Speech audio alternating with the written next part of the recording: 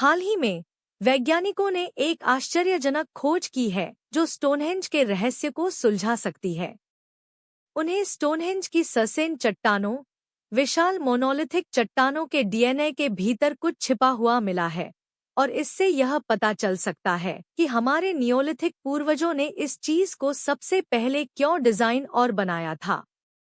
पिछले कई सालों से वैज्ञानिक यह पता लगाने की कोशिश कर रहे हैं कि विशाल सरसेन चट्टानें कहां से आईं।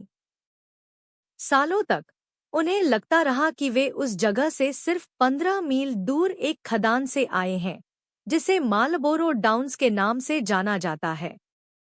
इस जगह पर उन्हें सरसेन चट्टानों को बनाने वाले खनिजों के समान ही खनिज मिले। लेकिन यह पता चला कि इस कहानी में उनकी सोच से कहीं ज्यादा कुछ है। स्टोनहेंज का निर्माण कैसे हुआ, इस बारे में समझ हमेशा बदलती रहती है। वैज्ञानिकों को इसके रहस्यों को जानने के लिए वास्तव में समय में पीछे जाना होगा। चट्टानें कहां से आईं? उन्हें कैसे ले जाया गया? साइट का निर्माण क्यों किया गया?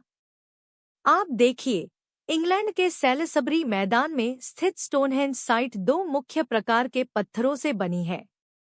इनमें सुपरभारी सरसेन और हल्के और छोटे ब्लूस्टोन शामिल हैं। प्रत्येक सरसेन का वजन लगभग 25 टन है। यह 3 अफ्रीकी हाथियों के वजन के बराबर है। सबसे भारी सरसेन पत्थर, जिसे हील स्टोन कहा जाता है, का वजन अकेले 30 टन है। साथ में सरसेन उस प्रतिष्ठित बाहरी रिंग सर्कल का निर्माण करते हैं। उस सर्कल के अंदर आपको ब्लूस्टोन मिलेंगे। नाम थोड़ा भ्रामक लग सकता है क्योंकि वे वास्तव में नीले नहीं हैं।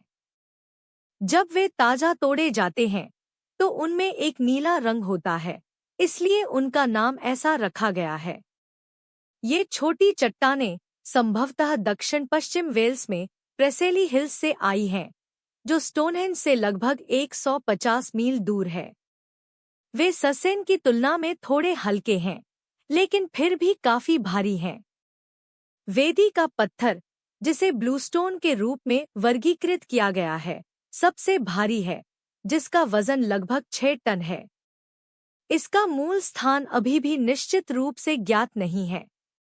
के लिए कि चट्टान कहां से आई है, वैज्ञानिकों को सबसे पहले उनकी संरचना का अध्ययन करना पड़ता है। यह चट्टान के डीएनए की जांच करने जैसा है। फिर वे चट्टान की संरचना को मिट्टी में मौजूद खनिजों के साथ क्रॉस रेफरेंस करते हैं, ताकि यह देखा जा सके कि यह मेल खाता है या नहीं। दक्षिणी इंग्लैंड के आसपास हम जो ज्यादातर सरसेन देखते हैं, वे दरअसल एक तरह के बलुआ पत्थर से बने होते हैं, जिसे सिलक्रीट कहते हैं। सिलक्रीट को रेत के रूप में समझें, जो लाखों सालों में भूमिगत जल प्रक्रियाओं द्वारा कठोर हो गई है। यह प्रक्रिया ज्यादातर 65 से 23 मिलियन साल पहले पैलियोजीन नामक अवधि के दौरान हुई थी।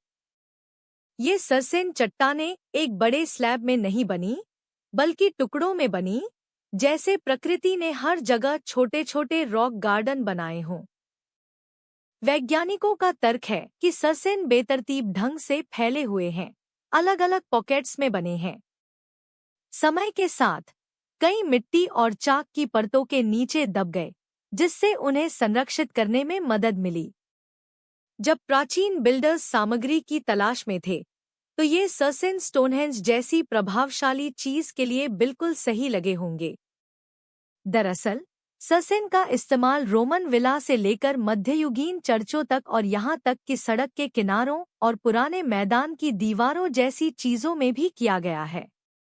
कोई कह सकता है कि ये चट्टानें प्राचीन बिल्डरों के लिए सबसे जरूरी सामग्री थी और आधुनिक समय में भी लोकप्रिय रहीं।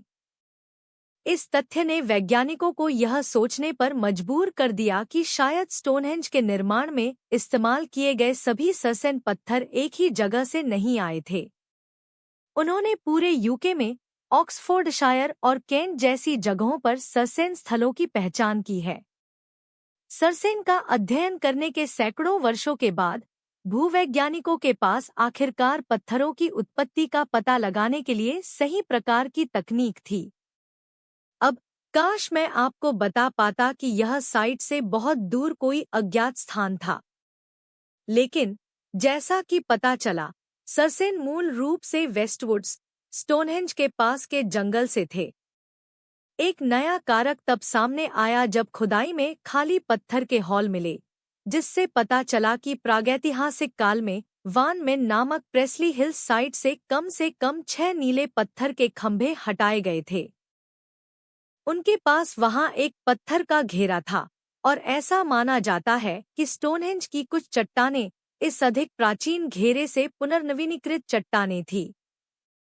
अगर यह सच है, तो हो सकता है कि स्टोनहेंज प्राचीन स्थलों के एक बहुत बड़े परिदृश्य का हिस्सा हो। अगर ऐसा है, तो स्टोनहेंज एक बहुत बड़े पैमाने की परियोजना का सिर्फ एक हिस्सा है। इसे स्मारकों, टीलों, पत्थर के घेरों और अन्य चीजों के पूरे परिदृश्य के पवित्र केंद्र बिंदु के रूप में सोचें। यही कारण है कि वैज्ञानिक यह पता लगाना चाहते थे कि ये चट्टानें कहाँ से आईं। इससे यह पता चल सकता है कि स्टोनहेंज क्यों और कैसे बनाया गया था। अब स्टोनहेंज अचानक रातों रात नहीं बना। इसे सैकड़ों सालों में कई चरणों में बनाया गया था। यह संभव है कि यह कोई एकीकृत दृष्टिकोण नहीं था, बल्कि एक बड़ी सामुदायिक परियोजना थी जो समय के साथ विकसित हुई। प्रत्येक पीढ़ी के साथ बिल्डरों ने अपने स्वयं के विचार लाए, एक पत्थर की संरचना बनाई जो युगों तक टिकी रही। पहला चरण लगभग 3100 ईसा पूर्व था। उस समय लोगों ने एक गोलाकार खाई खोदी और संभवतः कुछ नीले पत्थरों को एक स्टार्टर रिंग के रूप में स्थापित किया। बाद में उन्होंने सरसेन को जोड़ा और उनमें से कुछ को क्षैतिज पत्थरों से भी ऊपर रखा, जिससे वे प्रसिद्ध मेहराब बन गए जिन्हें आप आज देखते हैं, जिन्हें ट्रिलिथॉन के नाम से भी जाना जाता है। इन प्राचीन बिल्डरों के सामने कुछ चुनौतियां थीं। वे चट्टानों को कैसे हिलाएंगे? एक पुराना सिद्धांत है, जिसे बर्फ की सड़क के रूप में जाना जाता है, जो बताता है कि चट्टानों को सर्दियों के दौरान बनने वाले प्राकृतिक बर्फीले रास्तों से हिलाया जाता था। इस तरह वे पत्थरों को स्टोनहेंज तक नीचे खिसका सकते थे। लेकिन अगर हम 100 मील से ज्यादा की दूरी की बात कर रहे हैं, तो यह बहुत यथार्थवादी नहीं है। वैसे भी इस सिद्धांत को खारिज कर दिया गया क्योंकि उस समय आज की तुलना में गर्मी ज्यादा थी। नदी सिद्धांत भी है, जो बताता है कि खदान से साइट तक चट्टानें नदी के साथ बहकर आईं। लेकिन अगर हम सरसेन चट्टानों की बात कर रहे हैं, तो वे तैरने के लिए बहुत भारी हैं। तो यह सिद्धांत है। हम जो कह रहे हैं वह यह है कि कोई नहीं जानता कि चट्टानों को कैसे हटाया गया। स्टोनहेंज में किए गए सभी शोधों से एक और दिलचस्प विज्ञान की जानकारी मिली। पत्थरों के हाल ही में किए गए लेजर सर्वेक्षण से पता चला है कि पत्थरों पर काम करने के लिए अलग अलग तरीके अपनाए गए थे और यह भी पता चला है कि स्मारक के कुछ हिस्सों को दूसरों की तुलना में ज्यादा सावधानी से तैयार किया गया था। खास तौर पर पूर्वोत्तर की ओर और केंद्रीय त्रिलिथोन के अंदरूनी हिस्से को बहुत ही खूबसूरती से सजाया गया था। आपकी जानकारी के लिए बता दें कि त्रिलिथोन स्टोनहेंज की सबसे मशहूर आकृतियों में से एक है। यह तब होता है जब दो विशाल मोनोलिथ के ऊपर तीसरा मोनोलिथ रखा जाता है, जो दोनों को एक साथ जोड़ता है। यह फैंसी शब्द ग्रीक भाषा में 3 पत्थरों के लिए इस्तेमाल किया जाता है। लेकिन वैसे भी बड़ा सवाल और स्टोनहेंज के इतने मशहूर होने का कारण यह है कि इसे सबसे पहले क्यों बनाया गया था। हर जगह सिद्धांत है और कुछ ऐसे लगते हैं जैसे वे किसी विज्ञान कथा शो से सीधे निकले हों। तो यहाँ सबसे लोकप्रिय विचारों की एक सूची दी गई है। बेशक, सौर कैलेंडर सिद्धांत है।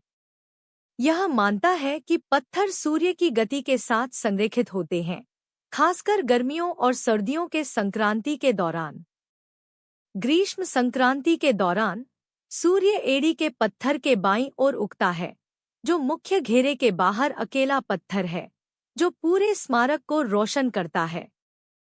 कुछ लोग कहते हैं कि यह कैलेंडर का प्राचीन संस्करण है, जो वर्ष के सबसे लंबे और सबसे छोटे दिनों को चिह्नित करता है। कुछ पुरातत्वविदों का मानना है कि स्टोनहेंज एक प्राचीन चिकित्सा केंद्र रहा होगा। नीले पत्थर के टुकड़े टूटे हुए पाए गए हैं, संभवतः उन लोगों द्वारा जिन्हें लगता है कि उनमें उपचार करने की शक्तियां हैं। सिद्धांत यह है कि लोग अपनी बीमारी के इलाज की उम्मीद में स्टोनहेंज आने के लिए हर जगह से यात्रा करते थे। कुछ अटकलें यह भी है कि स्टोनहेंज ही वह जगह थी। इसे एक प्राचीन सभा स्थल के रूप में सोचें।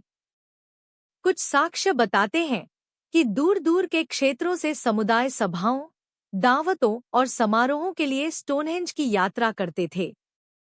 साइट के पास मिली हड्डियों के अध्ययन से पता चलता है कि वे पूरे ब्रिटेन से आई थी, जिससे यह एक तरह से प्रागैतिहासिक मिलन स्थल बन गया।